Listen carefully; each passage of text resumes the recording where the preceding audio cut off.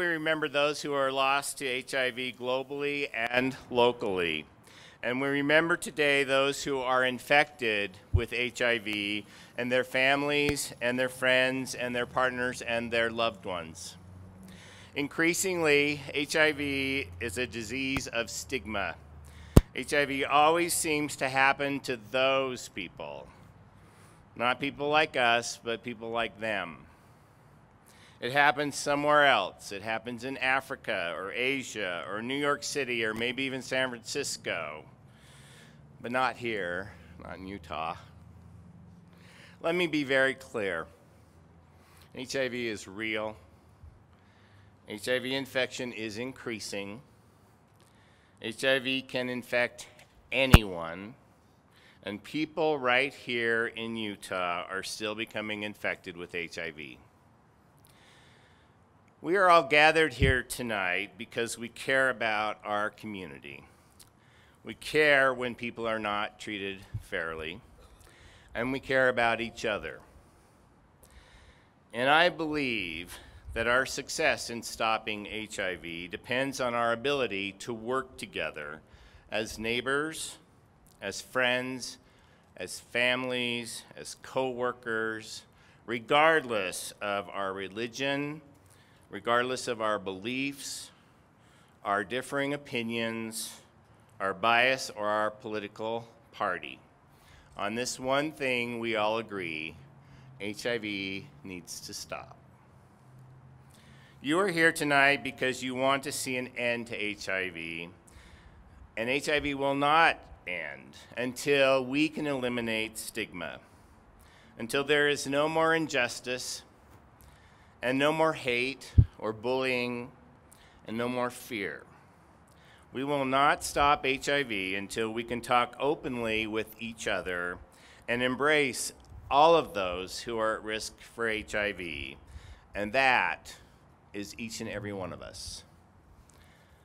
Tonight, we are honored to have heard some music from Michael Lucarelli, who is opening with his guitar playing. He will join us again at the conclusion of our program. We have a couple of speakers. One I am incredibly honored to introduce to you, Archie Archuleta. Archie. Following Archie will be a musical selection by Roland Hall Choir. Following that, Councilmember Kyle Lamalfa will read the joint resolution between the council and the mayor's office. And then we will light the city red. Archie? I am so thrilled. Yes, please. Many of you know Archie Archuleta. He is an amazing character. I think I can say that about Archie. He's an amazing character in our city, and I'm so thrilled that he is with us here this evening. Archie. Thank you so much. Thank you very much. I was thinking for a little while that there wouldn't be enough light to read by, but it worked out well. I'm very pleased and very honored to have been chosen to speak to you tonight about an issue that is really dear to all of our hearts. Not because we like it, because we don't. I thank you for inviting me to this annual World AIDS Awareness Day event, and I'm honored to help commemorate the AIDS victims and their families here and throughout the world. Stop and think for just a moment.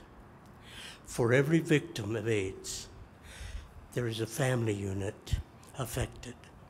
There are relatives, there are friends, there are teachers, there are neighbors, and there are the whole community, and it even begins to impact the nation. That's why we're here today. When the terrible fact finally penetrated my mind that 1.6 million people had died throughout the world of AIDS, and the idea that 1.2 million Americans are infected with the disease, and that many more don't realize they have it, I was stunned, just as you are. I was stunned. Even though I had been aware and followed the course of the epidemic and the world outcry and attempts to deal with it, I had seen and wept in the Philadelphia story and donated to the foundations. Still, I had not absorbed the issue, the message. This was an epidemic of gigantic proportions. It is clear that it changed from an epidemic to an endemic position, which means it's around us all the time. So, as one of the editors of the Salt Lake Tribune put it in an article on 11/27/12, the statement was made that HIV testing, that we could have begun stopping AIDS years ago, but, and I quote, fear and prudishness got in the way. A backlash against the groups most commonly associated with the disease, gay males, intravenous drug users, and people with multiple sex partners. Again, as the first speaker said, it was them. So, it was them. Why worry? Well, that was then. And today we understand the disease better and know more about the cures. And we have come to understand that diseases of all types are not respecters of race, gender, party, nor class. The disease takes hold of men, women, and children with force and without discrimination. It affects us all. Today we meet in Washington Square, where a mayor and city council have forged equitable policy and sponsored this event along with the Downtown Alliance and the Utah AIDS Foundation. And it takes commitment and courage. Happily, today we're on the verge of really containing and even conquering AIDS. It is time now for you and I to come together as a community, united in word and action, to do what scientists, doctors, and parents did to rabies, smallpox, measles, mumps, tuberculosis. Yeah, eradicate AIDS. And at the very least, stop it dead in its tracks. We're there. One caution. Right now, we dally. Just as we do on global warming, we recognize the danger, but are ambivalent, unsure, equivocating, and irresolute about what to do. But the answer is within our grasp. And I would just lost my second page. The answer is within our grasp. Parents, all of you, by talking to your children, relatives, friends, and yes, your neighbors, you have the moral muscle to bring about change through Congress, through legislatures, through city and county councils, for them to bring about policies and resources to address the issue and the problem. So, get together. Speak out. Write about it. Meet and plan. Remember that words without planning and action really becomes as futile as, say, trying to hatch rooster eggs. To end, we have in Spanish a couple of sayings that seem apropos to the message of world awareness. You have to want to do it. So we say, a fuerza ni los zapatos, which means by force, not even shoes can be made to fit, which is to say that you have to want to do it. We have to want to do it, or it won't get done. It is such a, You know, AIDS, the whole question of AIDS and HIV and just kind of blows you up a little bit, and so we tend to forget about it. So we have to think more about it. We have to talk more about it, and we have to do something about it. I have another phrase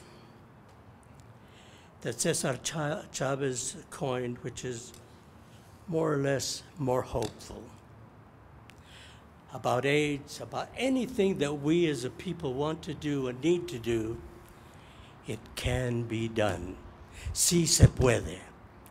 And with that, with love, I want you now to join me in repeating this phrase because you're awfully quiet. I know it's a tremendously important issue and one that's very solemn, but we have to be heard. You have to split the sky with your noise.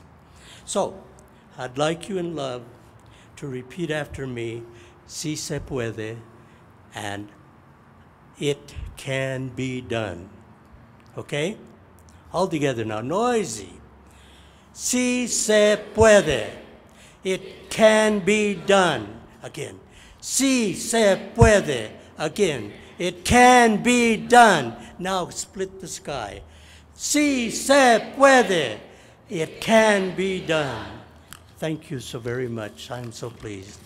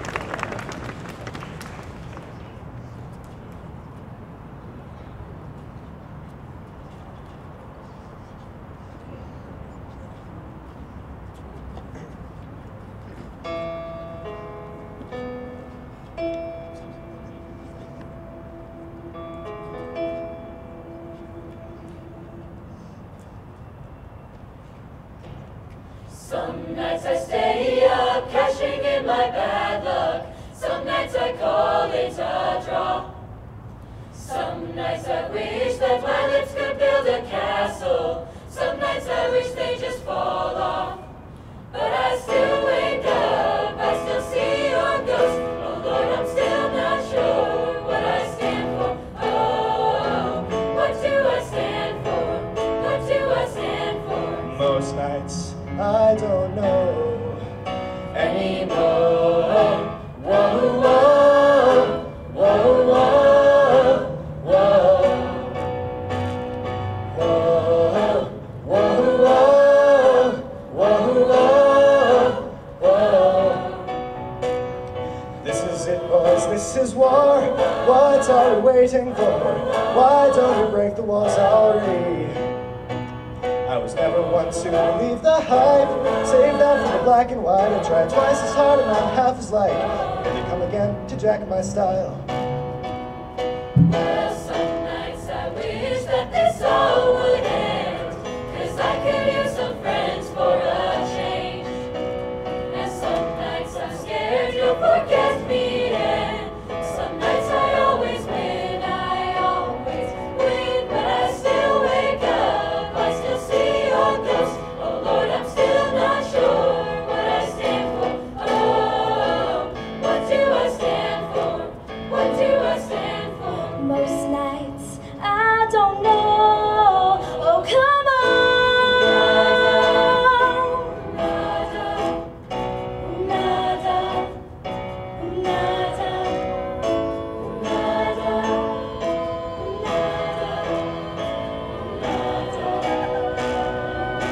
well, that is it, guys. That is all. 5 minutes in and I'm bored again. 10 years of this, I'm not sure if anybody understands.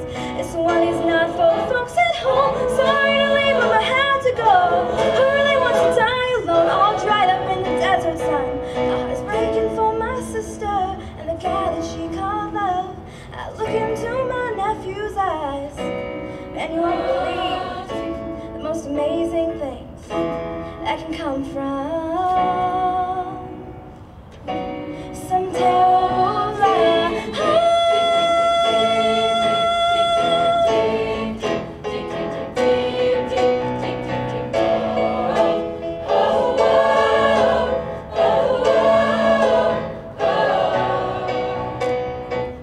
You know you wouldn't believe the dream I just had about you and me. Called you up and we both agreed. It's for the best of you and myself. It's for the best to get our distance. It's for the best of you and myself. It's for the best to get our distance. Some nights I stay up, cashing in my bad luck. Some nights I call it a draw.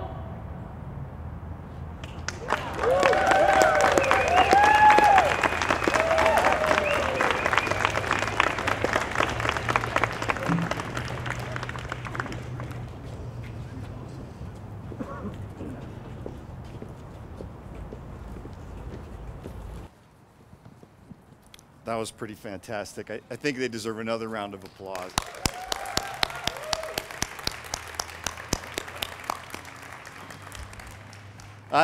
It's truly an honor to be able to read the Salt Lake City resolution recognizing World AIDS Day today. I'd like to share just a brief experience from my childhood. It was 30 years ago when a close family member, Sue, took a job working for Dr. Kristen Reese at what was then Holy Cross Hospital. She was one of 4 doctors. Dr. Kristen Reese was one of 4 doctors who would even see patients who carried the HTLV3 virus, which is what we called HIV AIDS back then. Employee turnover at Dr. Reese's office was extraordinarily high, and medical personnel were afraid to draw blood from AIDS patients. Some were even afraid to breathe the same air.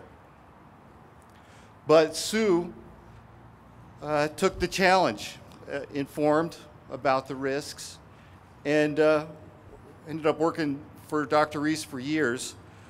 It was a time of deep ignorance and fear, in Salt Lake and even among the medical establishment.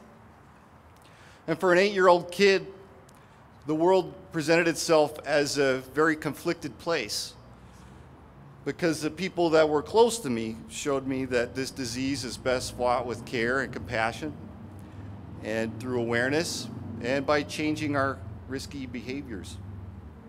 So if we've come any distance at all, it's due to researchers, it's due to advocates like Stan Penfold, it's due to practitioners like Sue and like Dr. Kristen Reese, and it's due to us, the people who are out changing our risky behaviors and making it not a stigma.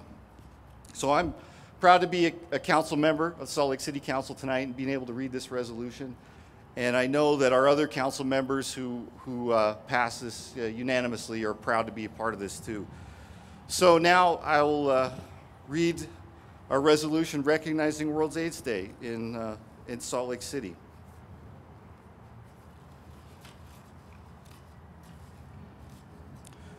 Whereas, according to estimates from the Joint United Nations Program on HIV/AIDS, there are now over 33 million people throughout the world living with HIV, including 2.5 million children. And whereas HIV is a threat to men, women, and children on all continents around the world, and remains the leading cause of mortality among women of reproductive age. Whereas more people are diagnosed with HIV infection in Salt Lake Valley each year than in any other area of Utah. Whereas the Center for Disease Control has found HIV-related stigma to have a significant negative impact on people living with HIV. Whereas the elimination of stigma in Utah will lead to better physical and mental health outcomes for people living with HIV, increased HIV disclosure, and decreased HIV infections. Whereas World AIDS Day was established in 1988 after a summit of health ministers from around the world called for a spirit of social tolerance and a greater exchange of information on HIV/AIDS. Whereas World AIDS Day is observed every year on December 1st and provides an opportunity for individuals and communities to take action and help educate for HIV/AIDS prevention, treatment, and care. Whereas Salt Lake City has joined other cities around the world in an effort to increase awareness, provide education about HIV/AIDS, and demonstrate compassion for those affected by HIV. Now, therefore, be it resolved, the Salt Lake City Mayor and the Salt Lake City Council hereby recognize December 1st, 2012 as World AIDS Day in Salt Lake City and encourage all residents to unite together in the fight against HIV/AIDS and support those who are living with or have been affected by HIV/AIDS.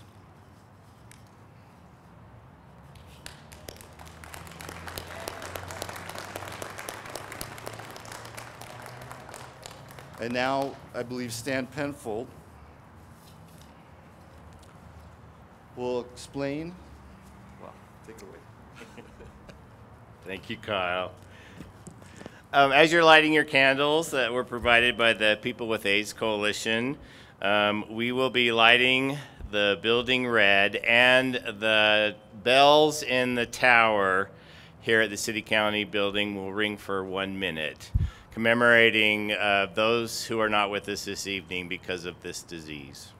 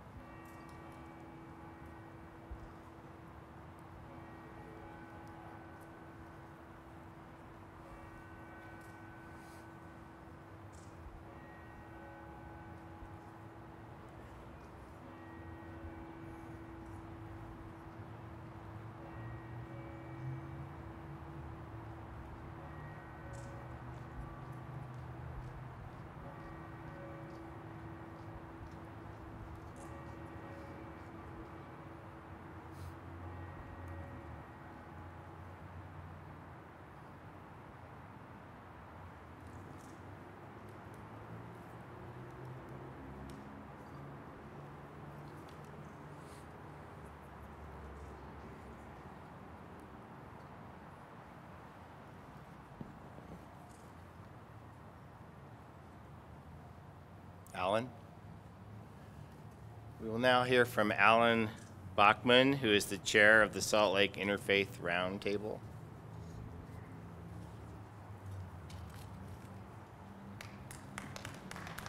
Thank you. I'm honored to be here, although I wish no one really had to be here. I'm chair of the Interfaith Roundtable for Salt Lake. Our mission is to promote love, peace, and harmony amongst various faiths and belief systems. I myself am Jewish. I have a particular bias in that direction, and I'd like to talk a little bit about it because it relates to this event.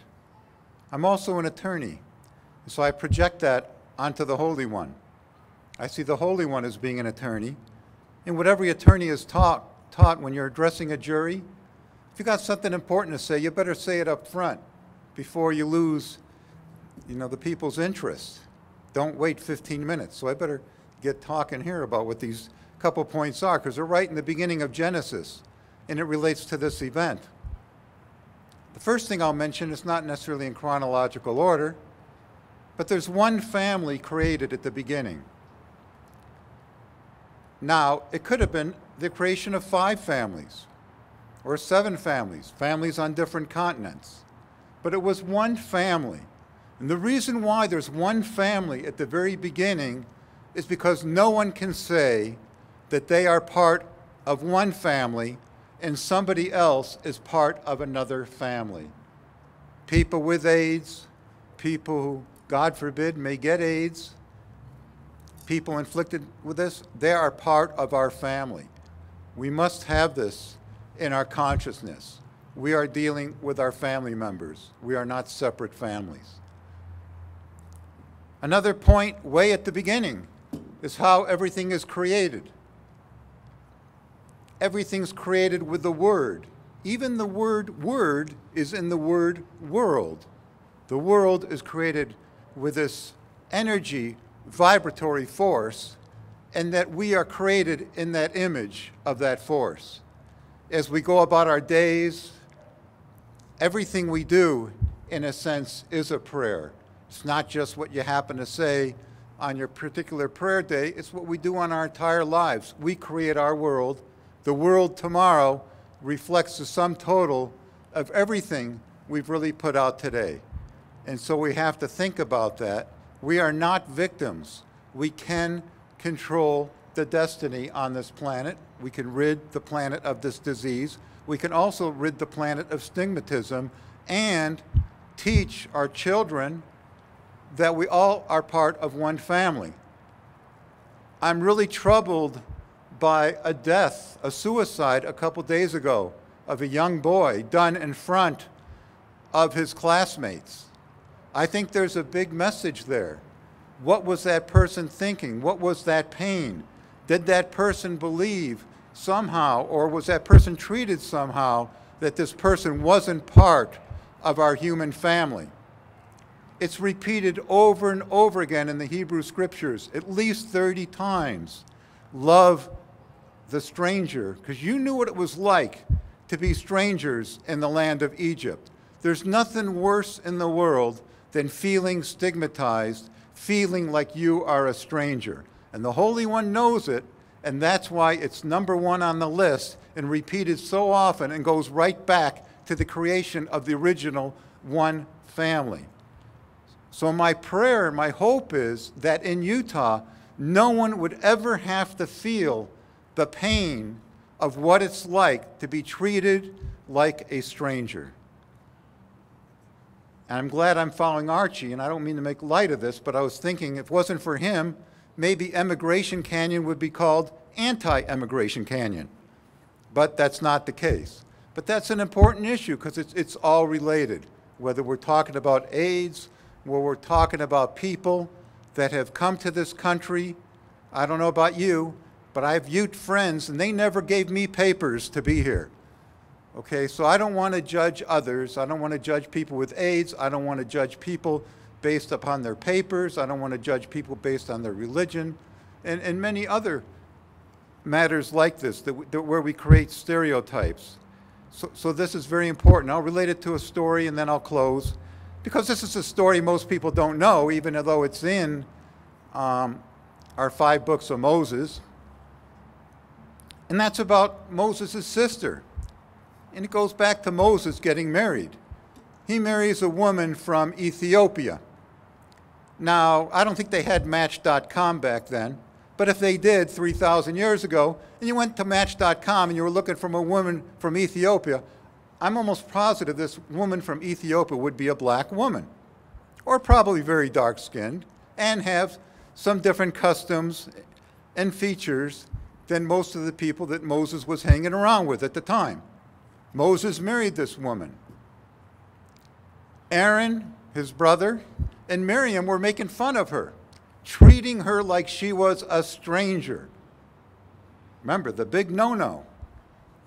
Miriam gets leprosy as a result of this. And Moses cries out the first healing words in our Hebrew scriptures, El na rafana la.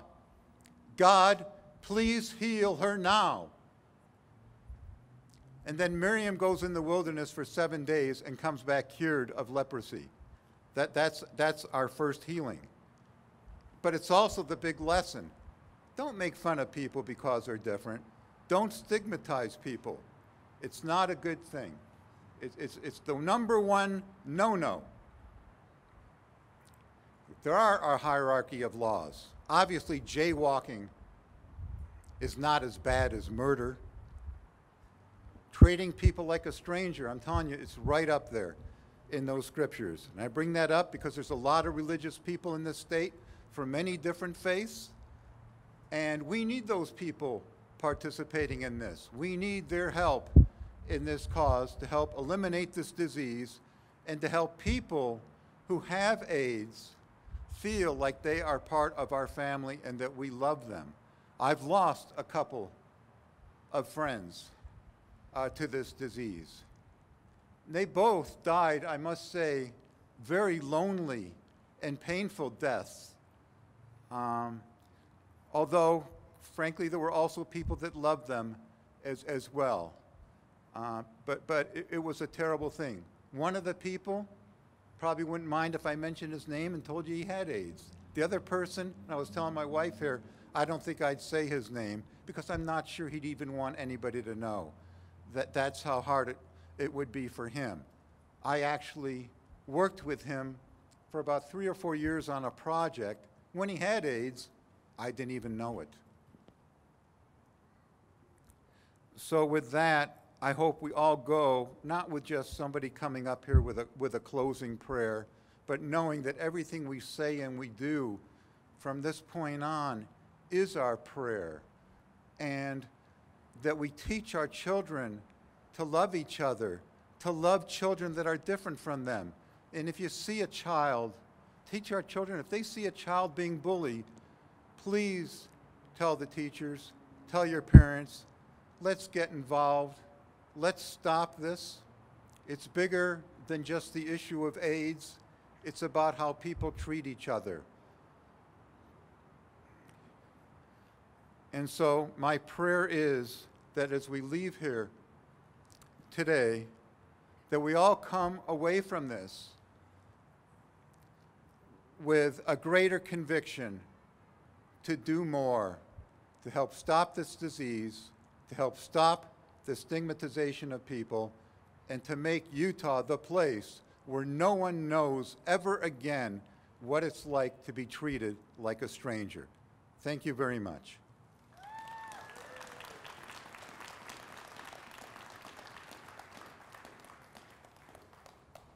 Thank you, Alan. Thank you to our speakers, Archie Archuleta and Alan Bachman. Thank you to our entertainment, Michael Lucarelli and the Roland Hall Choir.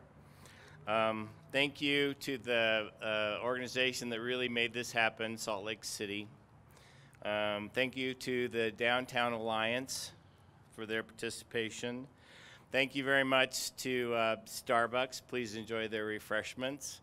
To the People with AIDS Coalition of Utah. And also, as a reminder, I'd like you to notice on your way out that the library is read tonight. They are a partner with us. The Leonardo is read tonight. They are a partner.